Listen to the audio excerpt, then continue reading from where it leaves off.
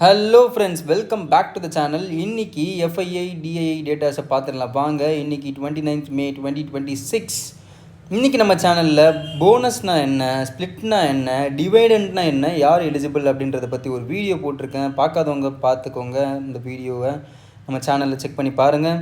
And FII டிஐஸோட datas பார்த்துக்கலாம் வாங்க. இன்றைக்கி எஃப்ஐஐஸ் 21,105 கோடிக்கு விற்று தள்ளியிருக்காங்க. அதே மாதிரி கொஞ்சம் அதுக்கு ஈக்குவலாக ஈடு கொடுக்குற மாதிரி டிஐஐஸ் ஒரு 16,764 கோடிக்கு பை பண்ணியிருக்காங்க.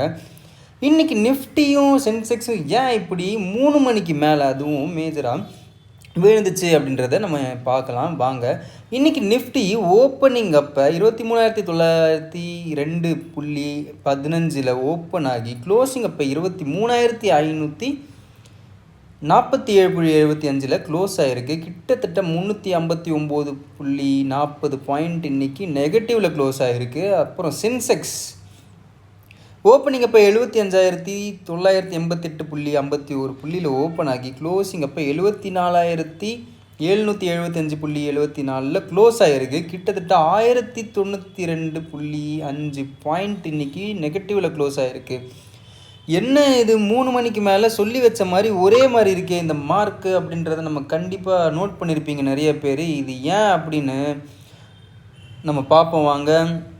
ஒரு சிலர் என்ன தான் இது மார்கன் ஸ்டான்லியோட ரீபேலன்சிங் பண்ணியிருக்காங்க, அதனால் விழுந்து திருப்பியும் ஏறுது, அவ்வளோ தான், ஒரு 1000 பாயிண்ட் தானே, 500 பாயிண்ட் தானே நிஃப்டியில் விழுந்திருக்கு, ஒன்றும் பிரச்சனை இல்லை, டக்குன்னு இது இதுவாகினா அவங்க ஒரு சில ஸ்டாக்கை இந்த மாதிரி ஒரு டைமிங்கில் விற்று வாங்கிறது சகஜம். அந்த மாதிரி டைமில் மார்க்கெட்டு விழுறதுன்றது எப்பவும் நடக்கிற ஒரு விஷயம் அப்படின்னு நம்ம சொல்லி மனசை தேர்த்திக்கிட்டாலும் இதோட விளைவாக என்ன இருக்க போகுதுன்றது யாருக்குமே தெரியலை. இது நீடிக்குமா நீடிக்காதா அப்படின்றது தெரில. ஒரு சிலர் என்ன சொல்கிறாங்க அப்படின்னா, எஃப்ஐஐஸ் நிறையா செல் பண்ணிட்டாங்கப்பா இன்றைக்கி 3 மணிக்கு மேலே, அதனால தான் நிஃப்டி நம்ம இண்டெக்ஸஸ் எல்லாமே கிராஷ் ஆகிற மாதிரி டக்குன்னு ஒரு வாட்டர் ஃபால் கேண்டில் போட்டு விழுந்துருச்சு அப்படின்னு சொல்கிறாங்க.